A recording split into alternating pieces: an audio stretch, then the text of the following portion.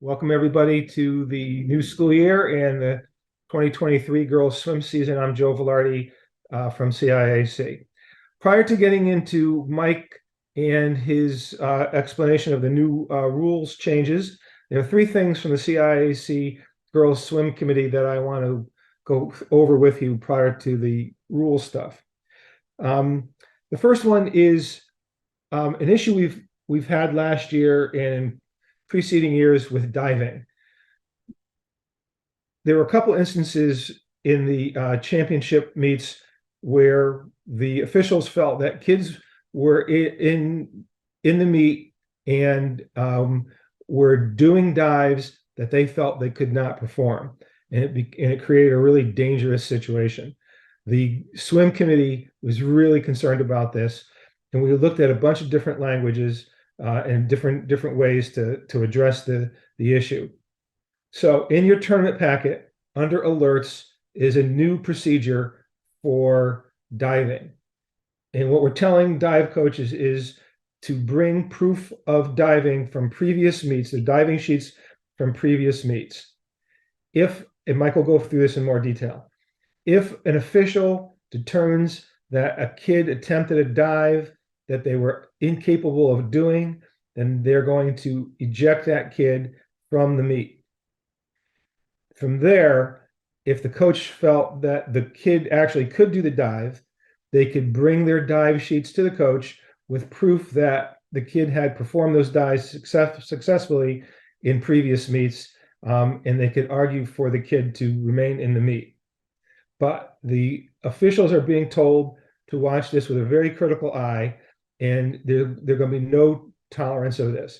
If officials feel that a kid is doing a dive that they're incapable of doing, they're going to get ejected. And coaches can argue back by showing proof of dives from previous meets. So we're telling coaches to bring your dive sheets from previous meets.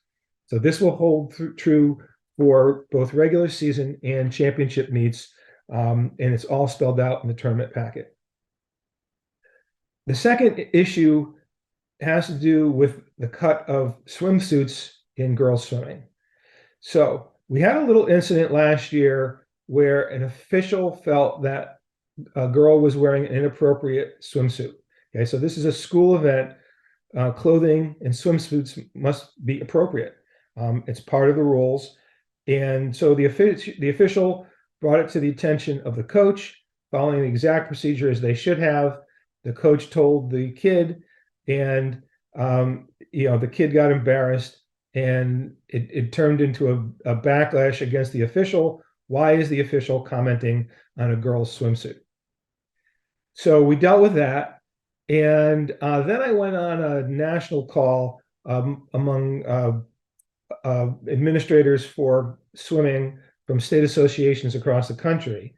And it turns out that this is an issue all across the country, the cut of suits on some girls in girls swimming. So here's the process.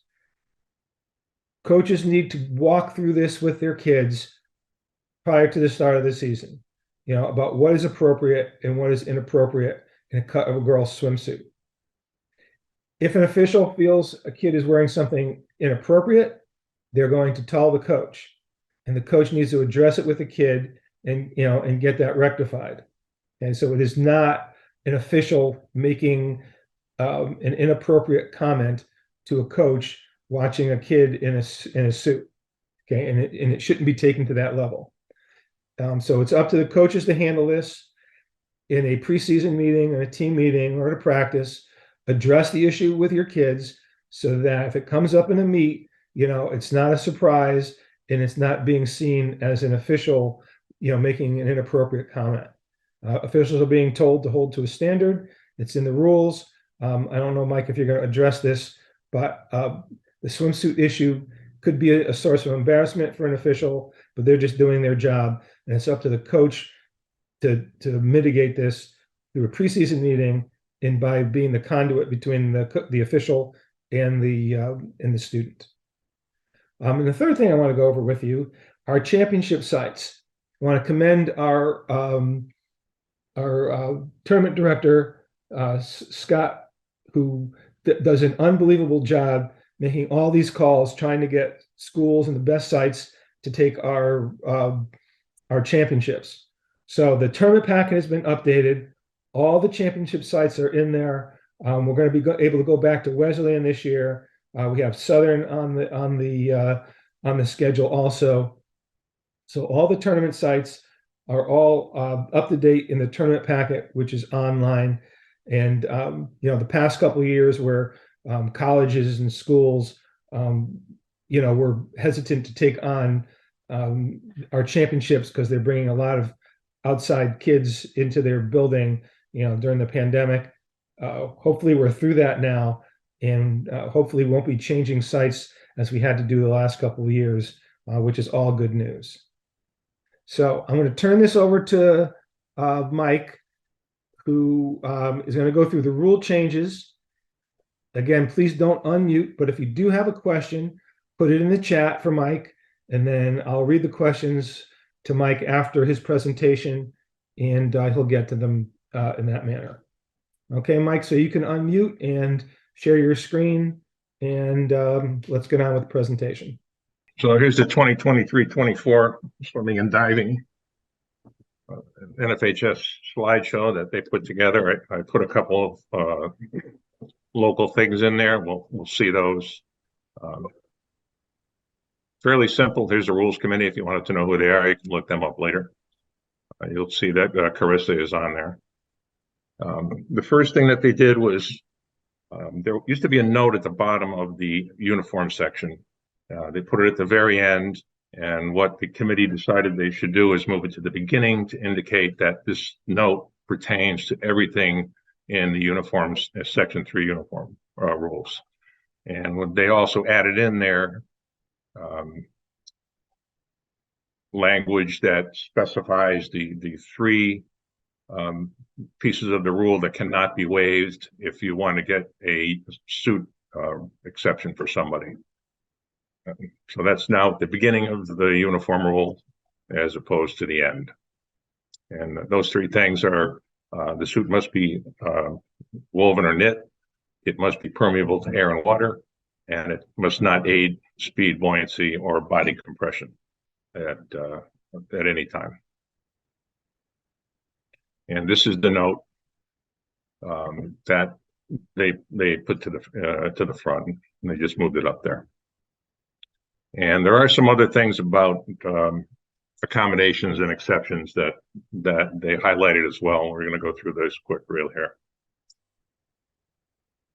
Okay, this is a little guideline for coaches that want to be able to get some sort of accommodation for an athlete that might need one. It's a nice little chart, and they did not put it in anywhere. They just put it into this PowerPoint, and that's it. So you would request the accommodation. The CIAC would review it. You'll get an answer from the CIAC, and then pending approval, then you can compete with whatever the accommodation is that you might need for an athlete. These are just some examples they put in there for blind and visually impaired swimmers and deaf and hard of hearing swimmers. Some of these would need an approval. Most of them would not. And we'll see that in a little bit. Okay. The only suit exception that does not need approval from the CIAC is a full body coverage suit for religious reasons. If that is the case, they do not need to go to the CIAC to get approval. They just wear it at the meet. If an official has a question about the suit, thinking that maybe it did not meet one of those three requirements, then the official would just approach the CIAC and just get that cleared up. But if you have a religious exception, you do not need to get approval for that. Okay, some things that do need state association approval. If you have somebody that is requesting to wear other garments with their suit, or a shirt, or modesty or body support or anything like that that's not religious in nature, you need to apply to the CIAC to have that accommodation approved. And if you do have a blind or a blind swimmer or visually impaired swimmer, and they're going to need something like a tapper. If you, I don't know if you've ever seen them or not. They have these tappers that you tap them on the shoulder with as they're coming in and out of the turns to let them know where they are. If you're going to use something like that, or a device that to replace a missing limb or a hand or something like that, we'll need to get approval for that. Tape of any kind, of course, is you need to have a letter from a medical professional stating what the tape is used for. And it's helpful if it also states that just a sentence in there that says this is not required and will not improve the performance for any reason other than the injury that they have.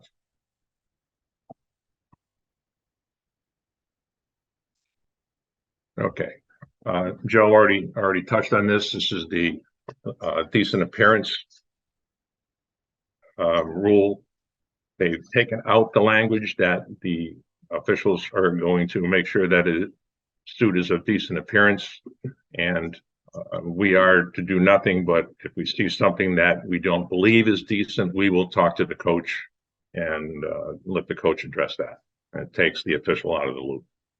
So the only thing that we are responsible for is to ensure that if it is a female suit, it's shoulder to knee coverage only, and if it's a male suit, it's waist to knee coverage only, and it's a single suit for a swimmer.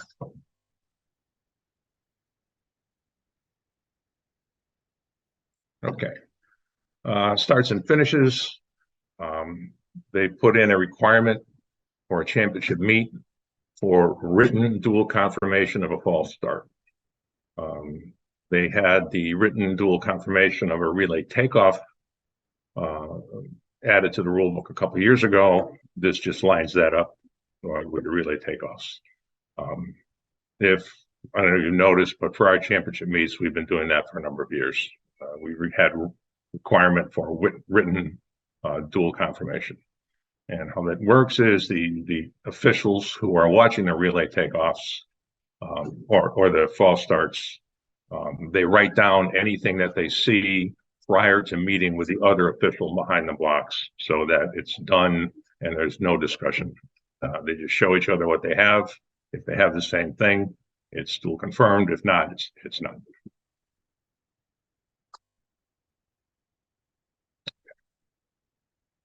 Okay, backstroke finish. They are new language in the rule that will allow the swimmers to submerge, fully submerge, going into the finish once any part of their head has passed under the backstroke flag. So this is what they call this the safety change, because they think people are getting hurt just diving towards the finish when they get there. But this is also in line with World Aquatics and USA Swimming, which means the NCAA and the YMCA are also doing it. So they can submerge once any part of their head is past the backstroke flag, either in a metered pool or yard pool. And then they completely submerge.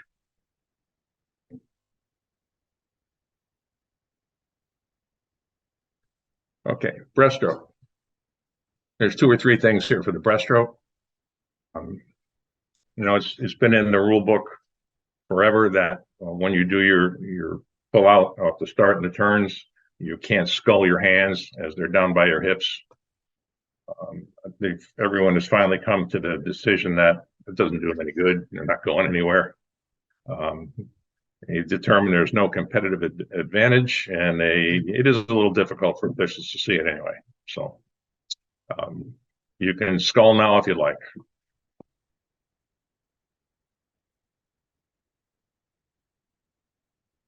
Okay. This is kind of a big one. Breaststroke again. The athletes are no longer required to have their arms in the same horizontal plane before they start their pull out. They can start it off of the horizontal plane. They can now begin to pull out off the turns and the start, not perfectly level. I disagree that it's difficult to observe by officials. That's a pretty simple thing to say. But again, this is another thing that World Aquatics and the USA Swimming have implemented.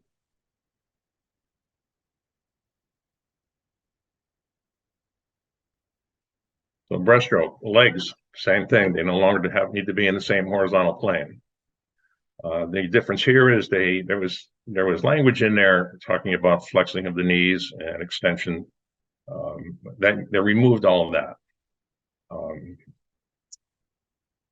Flexing of the knees was leading to butterfly kick, dolphin kick. So they took this out, but it doesn't mean you can now do any butterfly kicking other than the first one you're allowed off the start and turn. Butterfly kick or is no longer, I mean, it's still, excuse me, it's still outlawed. You can't do that. No alternating kick, no scissors kick, no dolphin kick.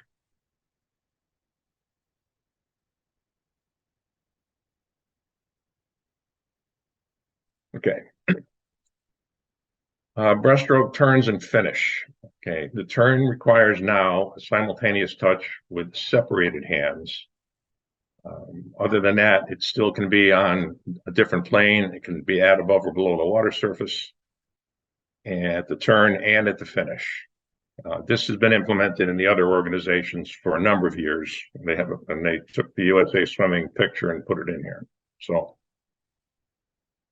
this is what your not legal breaststroke touch now looks like. It's the one underneath the other three. So you cannot have overlapping hands. The point being that if the hands are overlapped, you can't see if the fingers on the bottom are actually in contact with the wall or not. So your hands can be next to each other. There can be incidental contacts, but you cannot have overlapping hands in the turns or the finish of the breaststroke.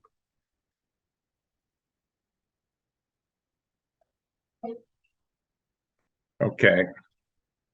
Butterfly. They've also eliminated the requirement to have the arms in the same horizontal plane in the butterfly, which I believe the high school is the only organization left that still have that. So you can begin your stroke without being perfectly level on the breast. They say it's difficult to observe. To me, it's difficult for the kids to do, but no longer required. Okay. Butterfly turns and finish. Exact same issue with the breaststroke. The hands must be separated at the turns and at the finish. And again, they don't have to be on the same plane. They can be above or below the water.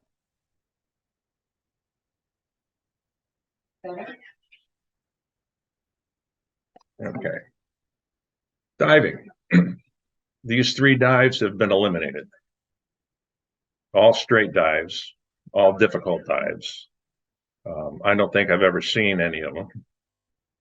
At the national committee meeting, they didn't have anybody there that could recall ever having seen these three dives in the last 20 years or so. This is what they consider this a risk minimization measure. These dives, I would agree, it is minimizing risk to take them out.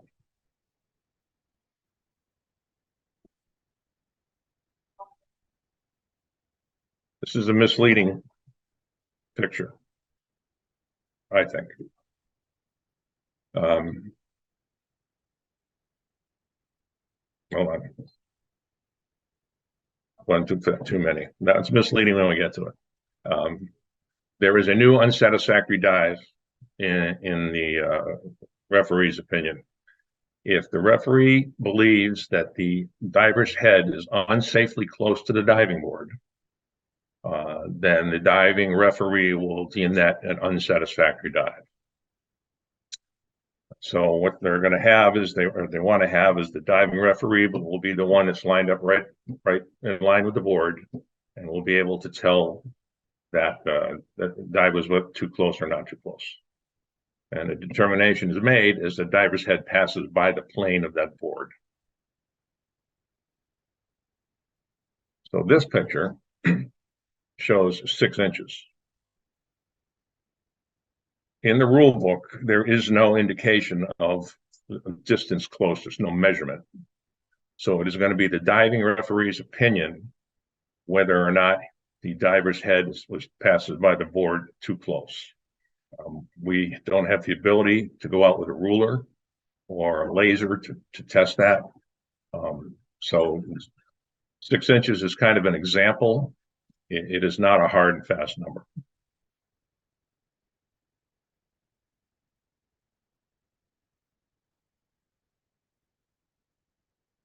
Okay. That's it for the rule changes. The rest are basically editorial changes and some word corrections. I'm sorry, Mike, go ahead. No, go ahead. Are you ready for questions, or was there more to go? Oh, yeah, sure. So if you have any questions at this point, type them in the chat. There is one, Mike. Will video proof suffice to prove the ability to perform a dive? Well, I suppose that means if they have the recording on their iPhone or something. right. We might have to talk about that. I think I would personally accept that, but maybe we should discuss that in the committee. Right. So it's not what it says in the tournament packet. Okay. Well, it does say they must bring their dive sheets in the tournament packet. Right. Joanne, can you give me a pen, please? And the reasoning behind, well, we'll talk about that. Right. Video. Any other questions? Put them in the chat at this time.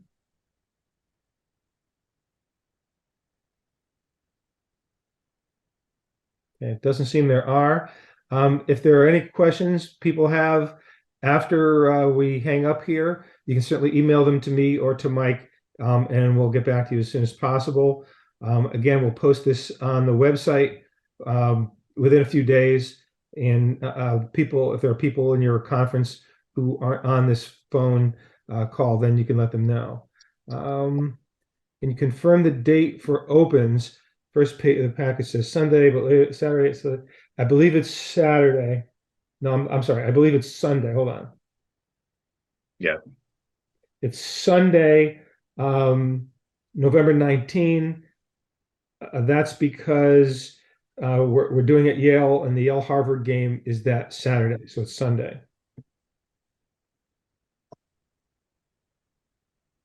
Yeah, the Open Champion. Yeah, it says November 18 on the important dates in the front, but it's Sunday the 19th because the Yale Harvard game.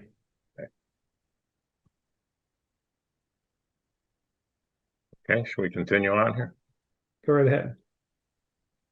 Okay, so the first one is another one of those pool marking things. They changed some wording to where the pool lines target below the water surface is the height of it on the wall. If you're building a new pool in your yard, make sure that you get that number right.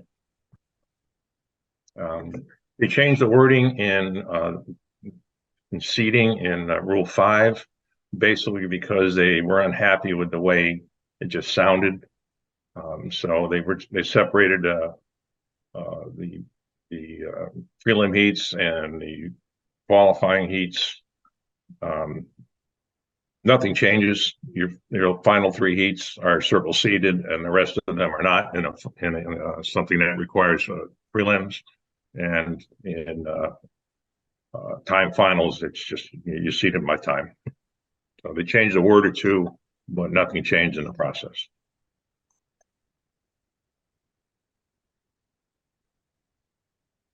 In the same area, it said something like if more than 3 heats must be swum, and they changed that to as are needed.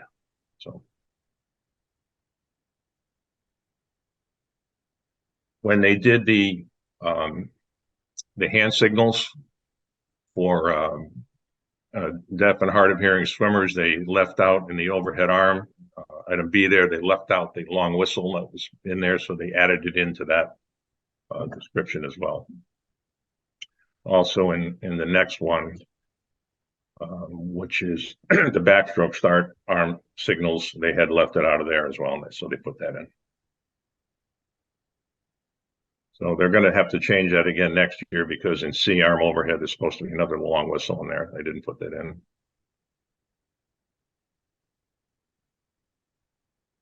Okay. So what the committee was focusing on this year was risk minimization. And they addressed areas such as the dives they took out, the closeness to the board, and those kind of things. So that's what they were focusing on this year. And that's what made it into the rules that were passed. They were also focusing on national trends. And so a lot of those strokes changes were based on the fact that World Aquatics, FINA is no longer FINA, if you don't know. World Aquatics is the old FINA. They just changed the name. World Aquatics and USA Swimming, and since NCAA and the YMCA uses the USA Swimming rules, they're following along with those and trying to incorporate as many as they can, so it's covered the same. Backstroke turn rule in high school is the one that always is the deal breaker. So this year they did talk about allowing electronic devices to be used, and also backstroke ledges. But they deemed that financially, for most schools, it was going to be an issue. The backstroke ledges are about $1,400 each. So what we lost out on is the backstroke ledges, and also the Tritonware electronic devices, which are pretty neat. I know there's some high schools in Connecticut that have them, the Triton devices, and they use them in practice and like them a lot. But they're still not approved. That was another expense thing. You had to buy a device for every athlete, and then you had to buy the receiving unit, and then you had to buy the software package.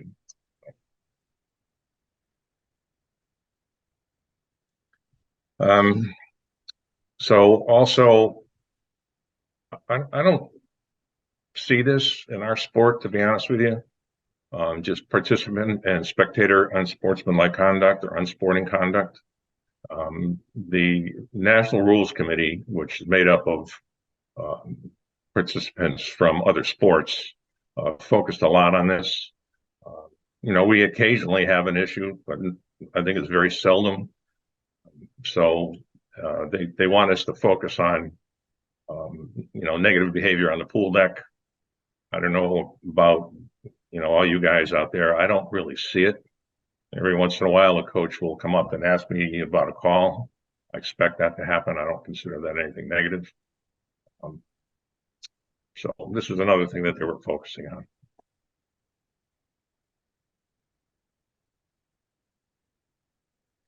on. Designated areas for photographers. So if you look at our tournament packet, we already have it in there. We did that a few years ago. But there were, I guess, issues coming up somewhere around the country. You have a pool full of kids in bathing suits, and you have kids up on starting blocks bending over to start. So they put this in here about setting up designated areas. There should be nobody taking any photographs behind the block. That's basically what ours says in our tournament packet. If you look at it, you'll see it. And for dual meets, if there's photographers from the school or something like that, we always tell them they can't be behind the blocks. And absolutely no cell phones behind the blocks by other athletes. Or if you have people timing, they should not be running cell phones back there.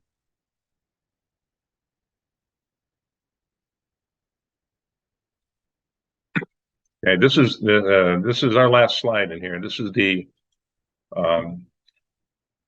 new item, the new alert in the championship packet, and it lays out what is to be done for the insincere attempts or a dive list that's just far too difficult for a diver to do, and it's a safety thing. We don't want anybody getting hurt. And we understand as officials that dives fail all the time. I mean, you don't go a week without having some dives fail, and everybody can fail a dive. Anyone can do it. Experienced divers going out the end of the board, losing themselves in the air, they fail a dive. These aren't the things we're trying to address. We're just going to fail that dive, and we're going to move on. It's those instances where it's truly an insincere attempt. We've had instances where divers walk out to the end of the board and just step into the water because they can't do the dive.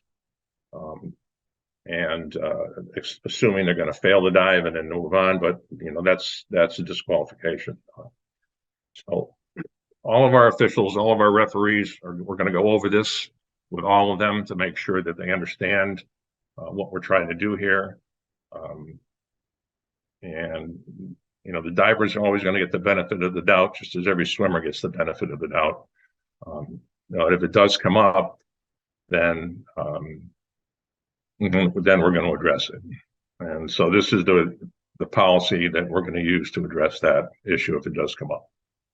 So, okay. That was it.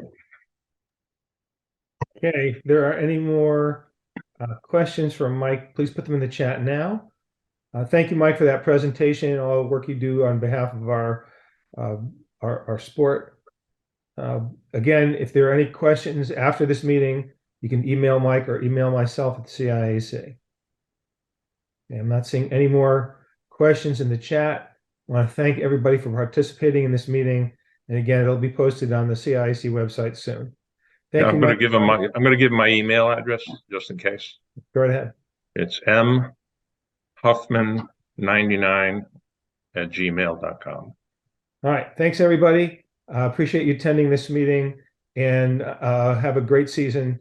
Enjoy your season. Thank you.